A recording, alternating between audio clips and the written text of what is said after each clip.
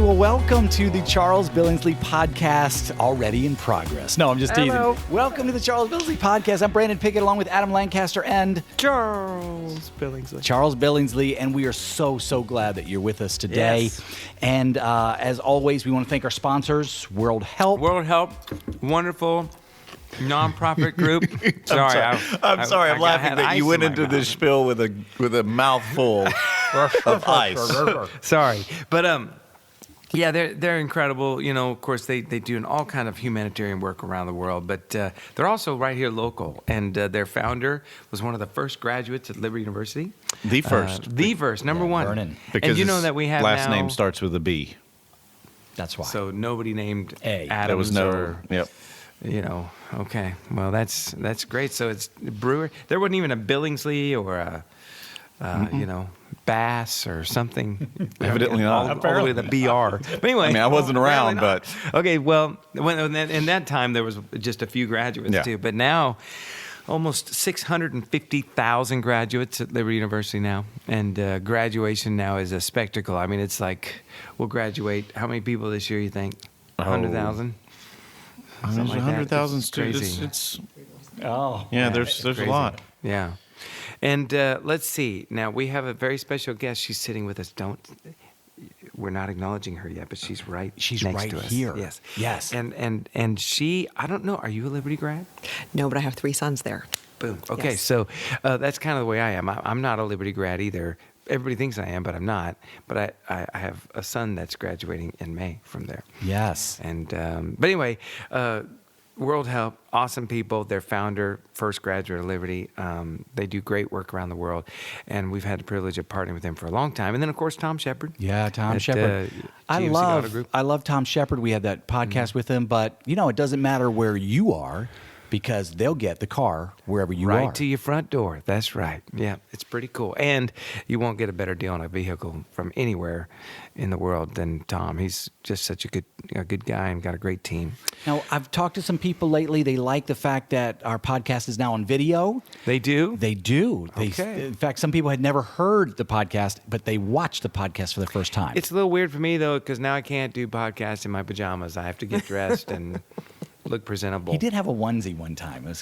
I'm just teasing. I'm teasing. That's a lie. He's lying. He's lying. Adam's the one with the rompers. Remember we talked that's about right, that? the I do not rompers. have rompers. I don't know where that came from. I have owned a lot of different things, guys. Okay, but I will own that I have owned a lot of things. Well, But explain to everybody what the rompers are. What are rompers, Adam? Because you It's- know better than we do. I don't know that I do. Let's start there. I don't know that I Well, that right there tells us that you never had one. exactly. Rompers are the matching shorts with a matching shirt. But it's all They're connected. not. Well, yes, they are connected, aren't they? It's Yeah, a it's one one piece. piece. It's one piece. Yeah. You ever had any rompers? No. Brandon? No. Me neither. I've never really worn overalls, but I had overalls. Okay. Yeah. I also had there was a small stage I get criticized a lot, or it gets brought back up to me and fodder for jokes. I did have a pair. This was 20 years ago. I did have a pair of capri pants that I would sport. Yeah. Yeah. They're very kind of back European, in though, now. yes. Yeah, it It's is. very It is European. European. Wow. I realize when you look at me, which now everyone can see, Yeah. you look and go, "Oh, there's a Euro guy." I think of when I look at you, Eddie Bauer, and your Carhartt shirts, I Yeah. go, "There's a European." there's a European. Yeah. From Now, the waist down. Well, Yeah. back before Adam, With your maybe, but pants on. I had some MC Hammer pants. of course you did. Back in the day. You, Parachute I Yeah, can tell just by looking at you, you've always wanted to be a rapper. I wanted to be Yeah. so far away. So far away. What Me? I Yeah? don't know. Just Levi's, pretty much. You do not own a pair of not Levi's. not anymore. No, I used to. Okay. I like 501s. Adam is the only one that will hold him accountable for this kind of stuff. I'm I pretty love much just a meat and potatoes kind of guy. Don't- not oh, very high please. maintenance. There's a card game that I can't Not- say the name of because we're a family-friendly show. But if we were playing that card game and you said you were a meat and potatoes guy, I would call it. Well, Let's get to this other all part. right, let's get to our guest. So, our guest today, she's the current mayor of Lynchburg, Virginia, which is very cool. She's conservative. She's a mother of three sons and 4 boys. Okay. And she's just a great person. She actually goes to our church, works out with my wife, but we thought she'd be a fabulous guest because she's super duper sharp. She's got an amazing story and also is involved heavily in politics in our local region. Yes. So be kind of fun just to hear her story. Well, let's and talk to welcome her. So let's do Stephanie it. Reed. Here she is, Miss Stephanie Reed. Thank you. Thank you. Yay. Thank you very much. So tell us your story. Like, you have not lived in Lynchburg long, but tell us where you came from. How did you come to know the Lord, your husband, all this stuff? Just give us your biography. Okay, I'll do it as quickly as possible because I got 48 years of life to unpack. But I came to know Jesus when I was 5 years old. And so I'm so thankful that that was such a real experience for me because I know he really did enter my heart when I was 5. So I've loved him sincerely since then. And so was raised the youngest of 3 girls. My dad was a pilot, lived all over the country he chased his dream, and graduated college in Arkansas. Go Razorbacks. Ah. Yeah, Woo Pig. I'm sorry. Woo Pig, that's right. Woo Pig. Woo Pig Suey. Yeah. What is a woo pig? Okay. That's how you call the hogs. Adam, you're the so Razorbacks. ignorant in the Razorbacks. ways of Yeah, I know SEC they- football. As is a large amount of people. When you start digging into what you guys do with football, It's elephants look, and tides. It's the best and, conference. But anyway. So with graduated college in '97 with a degree in broadcasting, and moved to Dallas and was working in the radio industry actually. Had a little, I call it my off-road experience, my prodigal child experience. Were you a DJ or something? No, I did some on-air work Okay. and then got into marketing, advertising side of the house. Had my prodigal daughter experience, I would say spiritually. Ended up having an unplanned or unexpected pregnancy, and ended up moving from Dallas back home to Virginia with my mom. And Not Lynchburg, though. no, up in Richmond, up in Okay. the Richmond area. Yeah, so I was able to transfer with my radio group from Dallas to Richmond. Oh, nice. And that is a whole other story, but really quick, it was one of those things where I was living the high life in my own apartment, living in Dallas, very glamorous life, and ended up living in the basement of my mother's split level home. Wow. Unwed. But that's really where I fell back in love with Christ. And it was the kind of what's eating with the swine moment for me, Yeah. where he really had to, in a very loving father way, take everything worldly from me to get me back recentered with him. And through that experience, I found my husband, who was also a single parent. He had lost his wife to cancer, and he was a single father of a young baby boy. So we both were single parents of little boys, and a mutual friend introduced us. And we fell in love, really, because he was a believer, I was a believer, both in interesting situations, fell in love. He was in the Air Force, and we married 7 months after we met, and have been married for 21 years. Wow. Had 2 other children. We had one of our sons in Okinawa, Japan, the other one in Singapore. And then we lived all over the world. We lived in Germany for 4 years. We lived in Alabama. We lived in Northern Virginia. And then in 2017, our oldest son came to Lynchburg to go to Liberty. And we were praying about my husband retiring. And we just really didn't know where we wanted to go since we had been so many places. So we were praying about it. And then our second son followed suit and came to Liberty. And we fell in love with the area. We just thought, this is really a beautiful area, region. And we felt God calling us here. So we stepped out on faith and bought a house in Forest before we even had a job here, and moved, and just really believe this is where God was calling us. And so Wow. we did. We moved here full time in July of 2019 and started our journey, waiting on the Lord to see what he had planned for us here, never realizing or dreaming that politics or mayorship were part of that plan. Yeah. So what's your husband do now? He works for CloudFit Software. Oh, okay. So downtown, yeah. Cool. He's a So Germany to Alabama, engineer, yeah. I can imagine Germany and Alabama are pretty similar cultures, huh? I wrote that down. I wanted to compare and contrast. Do they say roll tide in Germany? no. Roll tide. That's how they would probably say it if you were there. Yes. That's really good, actually. I'm not Thank kidding. you. No, well, I've got a little German in me. Not really. Mostly, all English. Do you know I the thought. first time I saw you perform? I'm not joking. Where? Was at the very first Christmas on the Boulevard music, School of Music Oh, performance. at the School of Music, And I yeah. thought you were German because you had on Really? a green wool jacket that had like a rounded collar. Oh, yeah. And I was like, who is that? Who is that guy? Mm-hmm. And you had a kind of a German look to you, and they were like, oh no, that's Charles Billingsley, and he's not German. It's amazing. I thought he only had Levi's. No. Yeah. No, well, no, I don't there's know how there that is green a. velvet goes with the Levi's, though. It was Christmas time. Adam. It was. Okay. But anyway, it was a wonderful performance, but I really did say that about you. It Well, was funny. thank you. That was not too long ago, actually. It would have been 2018. It was Christmas Oh, 2018. right before I left, or I don't remember. That's in your hiatus years. Yeah, it is. Was I back? Yeah, here I for think you were something? visiting I was that back here. Christmas. I came back to do something. They brought you Yeah. back, but I don't think you had moved back. No, I yet. don't think you were back full time yet. Okay. So It's a long story for me too, Stephanie. I can't remember when I was here and when I wasn't. But That I happens don't know when if things I've happen ever. over and over again. Yeah, Right. yeah, it does. What's your favorite place, though, after, Singapore and Germany and all these places? Where's your Yeah. favorite place? Singapore's? Well, I'm not answering for you. I've always wanted to go there. it was really cool. It was challenging. The Asian countries were really cool, but they were challenging because we had, young family. And as you know, it's hard to live overseas with young kids and keep your head on straight. So Germany was fun because the kids were older and they remember it, and it was a little bit less stressful to try to keep everybody alive, and keep your counting the hens. As Yeah, you, yeah. but we got to travel all over Europe, which was really, really cool. So we loved doing that. So I really Germany, you enjoyed think was maybe your favorite?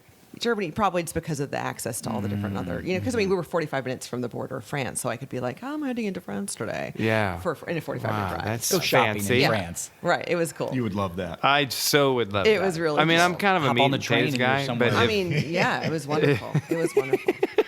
But so when we got here in 2019, my husband had retired, and after kind of serving him and helping serve our service members for all those years, I was praying like, Lord, how can I serve now? And I'd worked in women's ministry for the whole entire time, been involved in women's Bible study leadership for all the years, and but I just felt like, how else do you want to use me, Lord? And in 2020, when the election happened, a friend of mine was working as a poll watcher, actually here in Lynchburg, and they just needed extra hands. And I didn't even know what a poll watcher was. And to be honest, I, like many people, had not paid much attention to really local government, and we'd moved so much. It was just something that I didn't pay. We never really. So what were is a rooted. poll watcher? Is that the person you run into at the door when you're going in to vote? The poll watcher really is the person there that is just there to observe the ballots, making sure that the ballots are not being mishandled. Seems like we need a lot more poll watchers in our Are country. they? Yes. Are they one or the other party? They're supposed to be. Both parties are supposed to be represented. Right, that's And what if you I thought. remember the 2020 election, there were some concerns about Yeah, sure there's were. still all of the ballots. concerns. Correct. So ironic that was the year that I was asked to do it. And I will, without going into lots of details, I was not treated very nicely by some of the people from the other side because of the side that I was there to represent. But it was an opportunity I felt to really represent the love of Christ by being kind and trying to represent well and just do what I was there to do. And so, but it did open my eyes to a lot of things about kind of the process of everything. And I made a lot of, I guess, contacts and relationships through the local party and the local government here. And someone said, hey, have you ever thought about running for office? And I thought, because I'm a poll watcher? I mean, is that all we need to do to qualify ourselves to run for office? Yeah, quite the jump. I sat on a bench and watched ballots, and now you're saying I should run for office. But what's funny was when the person mentioned it to me, I remember sitting on the bed with my husband as she and I were on the phone, and we got off the phone, and I said, Sarah just said I should run for office. Isn't that hilarious? And my husband said, well, why shouldn't you? I was like, because I'm not qualified. I don't know anything about it. But as I started thinking about it, the Lord put on my mind the vision of him talking to Moses Yeah. and how Moses made excuses. Like, I can't talk. Right. I need I'm to- not qualified Yeah. for this. Why would you use me?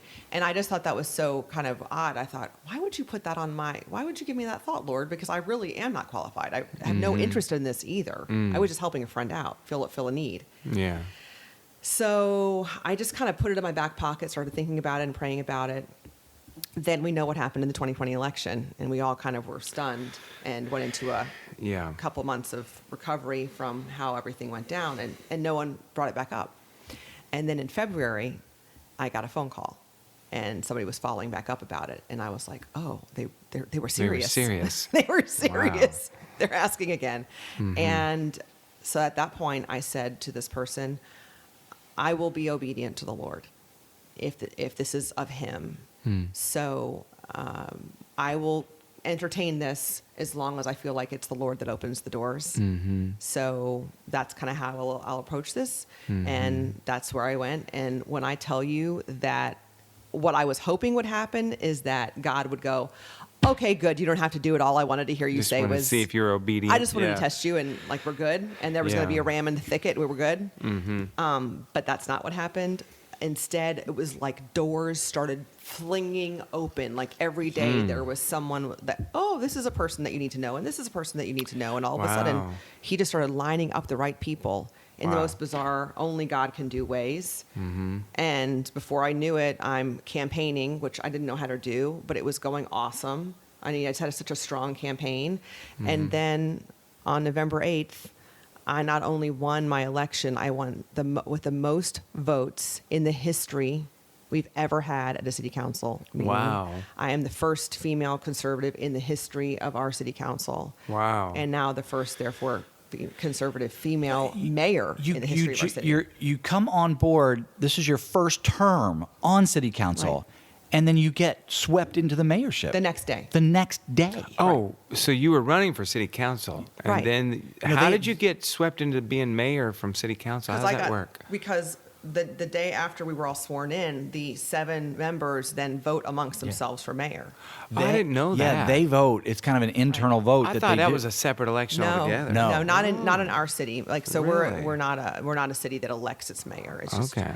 So again, it's like, I guess the message I want your viewers and your listeners to hear about this is, when the Lord has an assignment for you, He equips you, and Yeah. he ordains it.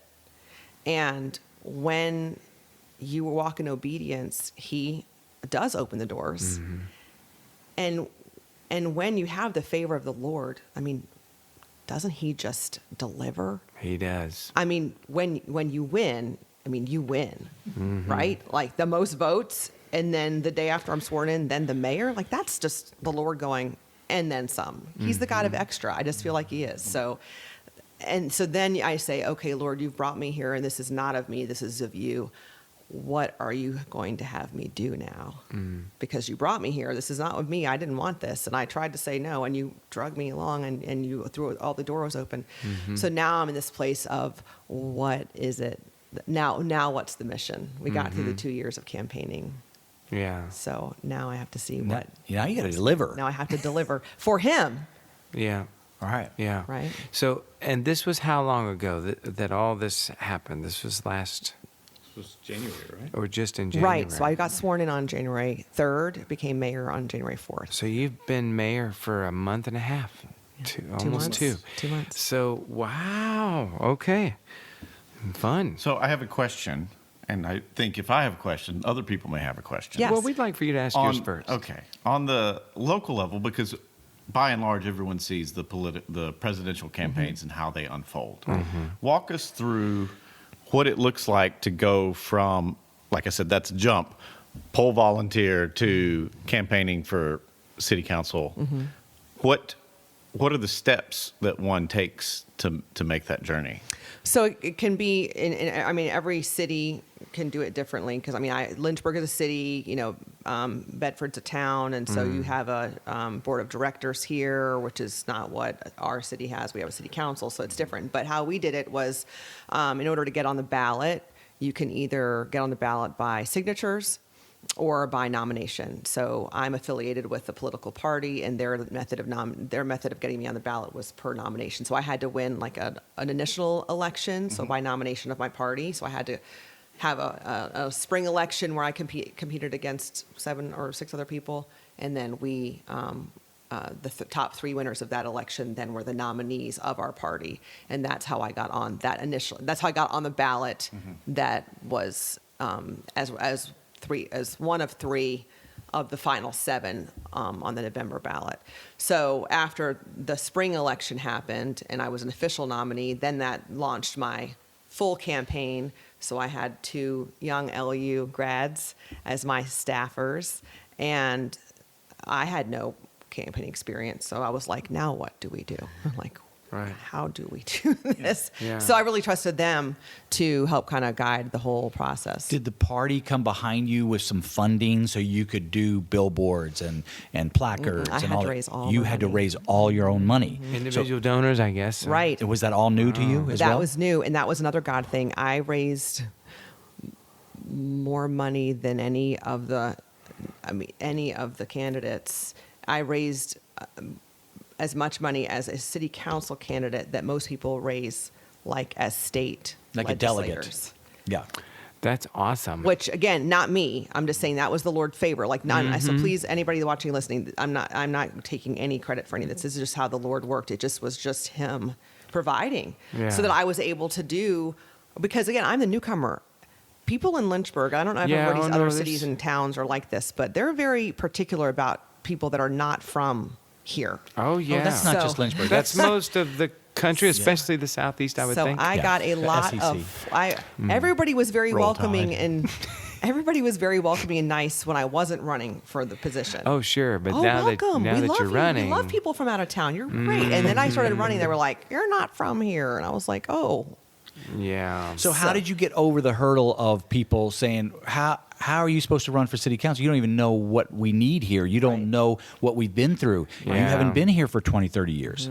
How do you get over Again, that had to be the Lord. It was the Lord, because I think I had to knock a lot of doors and try to explain that a lot of the stuff that, I mean, issues within cities are not unique to cities. I mean, every city has a lot of the same problems: basic infrastructure problems. crime issue, Crime, public yeah. school issues, taxpayer issues. I mean, a lot of the cities they're consistent. And then there are things that are unique about a city. And I said, listen, I'm still in my love affair stage with Lynchburg. I'm still things that people can become complacent about to their hometown and city. I'm still wide-eyed and fresh-eyed with, and that's good. Having a fresh perspective, having all the international and perspectives that I have of things that work well and don't work well in other cities. Yeah. You use that as a benefit of mine, and don't use it against me. Does not use that. Don't devalue what I may have to offer. And you know what? If there's something wonderful you want me to know about all the years that you've spent here, I will sit down and have a conversation about that with you, Yeah. about the 30 or 50 years that your whole family has been here. So I just Yeah. tried to, Yeah. try to take that away and go, let's not use that against me. Yeah.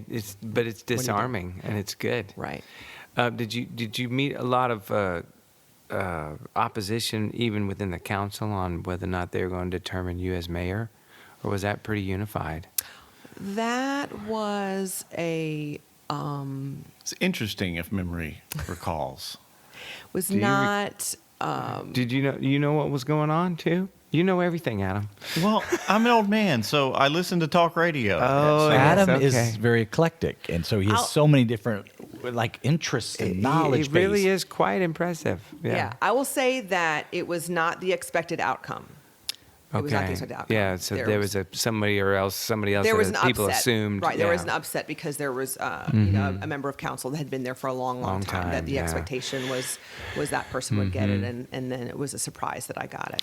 Well, Lynchburg, like a lot of towns that have grown with the great exodus of the liberal cities into other communities, has grown significantly even since COVID, because I mean, we've gotten a lot of New Yorkers and a lot of people from the north. Dallas has gotten a lot of people from California, Phoenix. You would think that these liberal cities would catch a clue hey, we're losing a lot of people. I wonder why.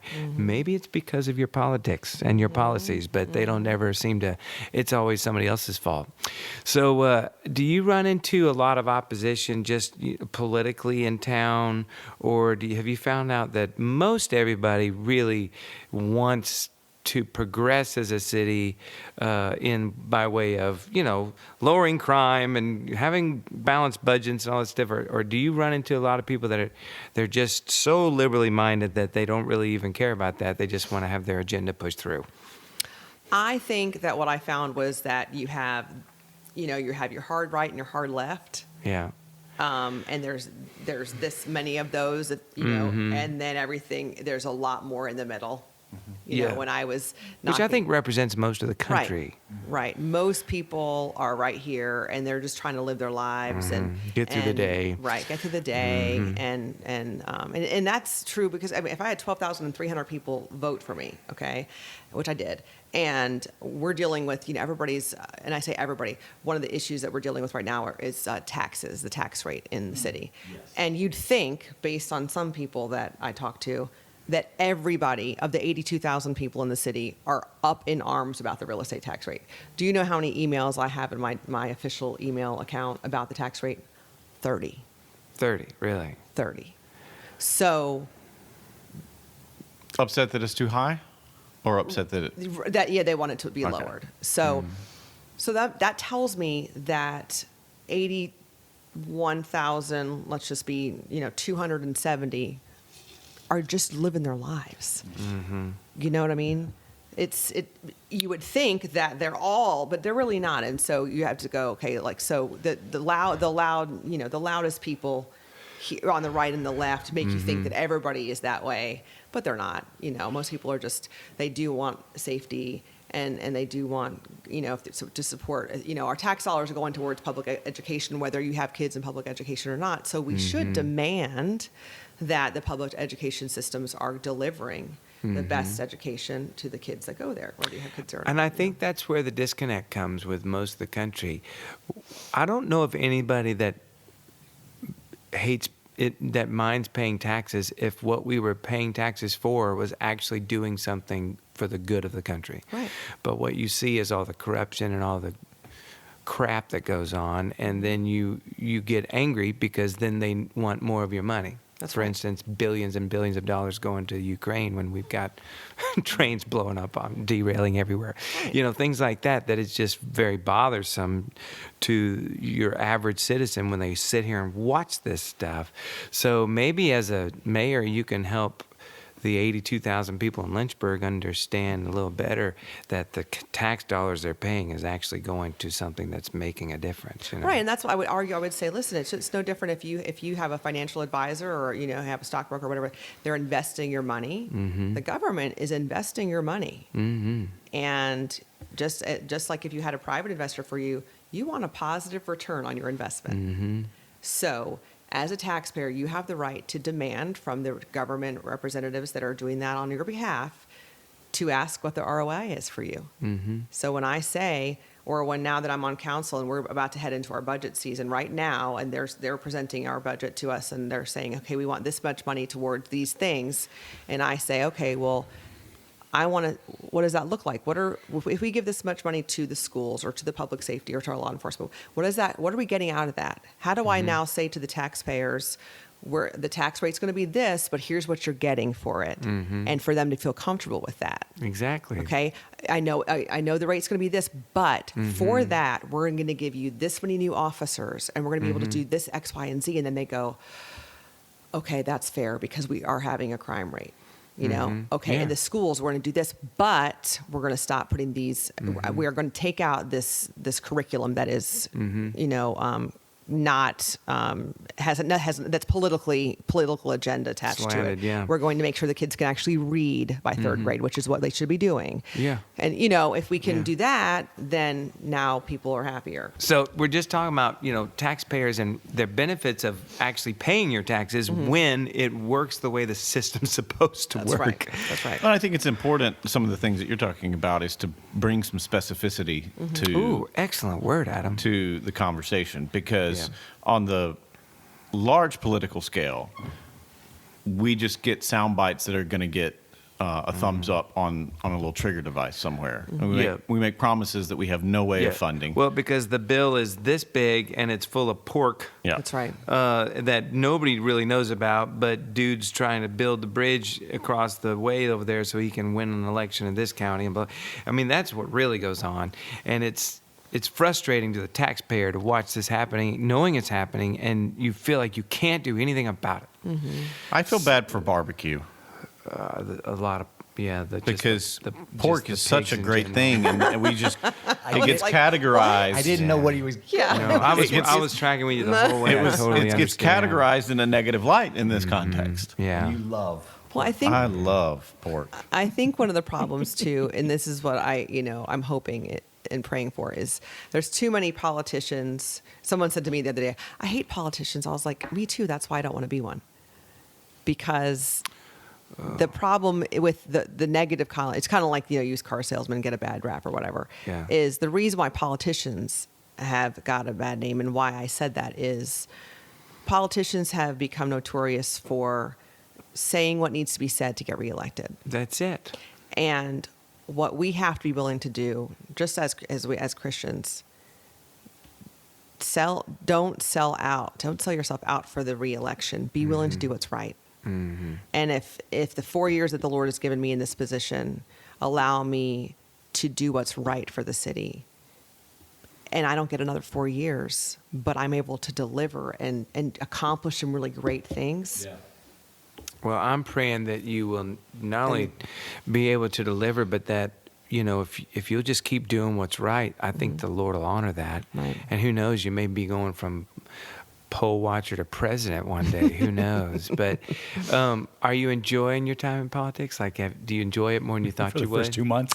Well, the first 2 months, if you've been paying attention, Adam, have been a little more dramatic than I thought they would be. But the best part, the Lord has opened my eyes to a lot of things that I didn't see before. And I think one of the things is that, there's so much divisiveness in the right or left. And what he wants us to do is just do what's right and be righteous. And so that has been, I've loved that what he's teaching me already. And I love the piece of being able to be down with the people and learning and getting the opportunity to love them at this level, getting out in the city. The presiding officer piece of the meetings is a little stressful because there's Robert's rules and all that stuff. Oh, yeah. And you had to amended learn all that motions and stuff substitute motions and all those things. Yeah. But I the would utterly actual fail. being Oh, amongst it's the people frustrating. and being given the opportunity to love compassionately like Christ and see if I can affect the city that way, that is the part that I've really enjoyed so far and the most excited about. Yeah. And you know what? When you genuinely love the people of this city, they will know it. They can tell it. Yeah. They can smell a fake a million miles away, and you're not one. I mean, that's what we really appreciate you, Stephanie. Thank you. We have one more question. Yeah. It's a question we ask all of our guests, but this is a fun one for you because as a mother of four, and an amazing story, by the way, and I know that living all over the world has brought you this wisdom and experience that's going to benefit the city that we live in, but as an example to others around the country, I'm just curious if there was no money hindrances at all, like money was not an issue, and if you had all the time that you wanted to put into this, is there something in your life that you have not accomplished yet that you feel like you were made to do and you want to do before this life on earth is over? I have so enjoyed the last 2 years of walking in this path of obedience with the Lord. It's been the hardest 2 years of my life, and probably I've grown the most spiritually because I wanted to quit so much. So there's not a value or a dollar amount to the answer I'm going to give you, but I want more of that.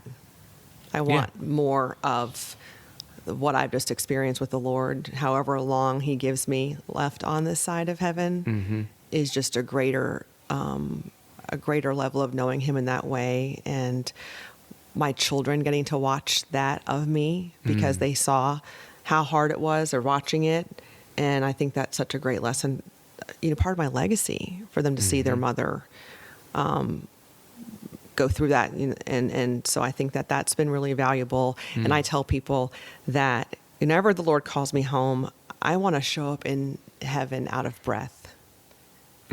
That's a great line. I love that. Because I always envisioned myself, like I told you, I've known Jesus since I was 5, and I've always envisioned myself running to him like that 5-year-old little girl, that he's going to actually say, can someone get her off me, because I'm going to hold him so tight that he's going to be like, someone help me. But now I envision myself going, hold on, give me a second to catch my breath, because I ran so hard till the end. I love it. And that's what I really want to envision myself now. So I want to be so obedient to this mission that he now has me on, that I got to take a second before I hug him. Ooh, finishing strong. That's a great picture of that. Yeah. Isn't that great? And you just mentioned your kids. Can I just ask you, what are their thoughts now with watching these 2 years? You said they watched you in these hardest 2 years. It's hard because they're boys, so they're very protective of their mama. Oh, yeah. And so it's been hard for them to watch Stuff in the media or challenges. whatever that comes out against you.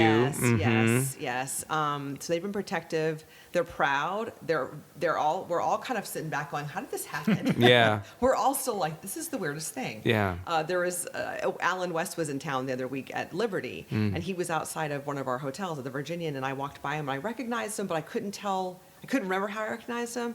So then I walked inside, and someone said, oh, Alan West is out front. And I was like, I knew. And I went, well, should I go say hi to him? And they were like, well, yes, you're the mayor of the city. Go great. I was like, that's right. I am the mayor of the city. Yeah, forgot. I should go out. And so then I went out there and I said, hi, Mr. West. I'm Stephanie Reed. I'm the mayor. And he went, oh, my goodness. And he jumped up out of his seat and was like, Madam Mayor. And I went, Madam Mayor. In my mind, I was like, this is the weirdest thing. Yeah. So those are still things that I'm getting used to, they're getting used to. But again, I'm so humbled by it. And we are all just very humbled and are all kind of, we keep checking ourselves like, this is of the Lord. Help us all remember that we all need to be aware of how to be used here. Something tells me if you stay that way in that position, God's going to use you in a big way. And our 16-year-old, I'm like, don't be stupid. Yeah. I mean, he's 16. Yeah. But yes. Yeah, don't do something stupid. You Extra represent stupid, something bigger than just you. But no, but also, love it. yes, how we can be humble. Yeah, that's what I always told my kids when they were young, like 12, 13. I sat them down. I said, now let me explain this to you guys. Yeah. You guys do something stupid and you ruin your life, then I have to quit the ministry. That's what the Bible tells me. So if you ruin your life, you just ruined ours too. Yeah. No pressure. I did. I gave them a very stern warning. And they have been great. They've been amazing. Yeah. Yeah. It's an opportunity for your whole family to serve, and so you hope that the Got to Lord have will that use them. conversation with a couple of mine. Yeah, it's about time, bro. It's about time. Well, thank you, Stephanie. Thanks for joining us. You're awesome. So glad Thank you. You made it with us here. Me too.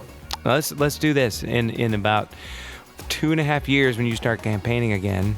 Let's do another podcast with all the lessons you've learned as mayor of Lynchburg, and then what you're going to do from there. Thank you.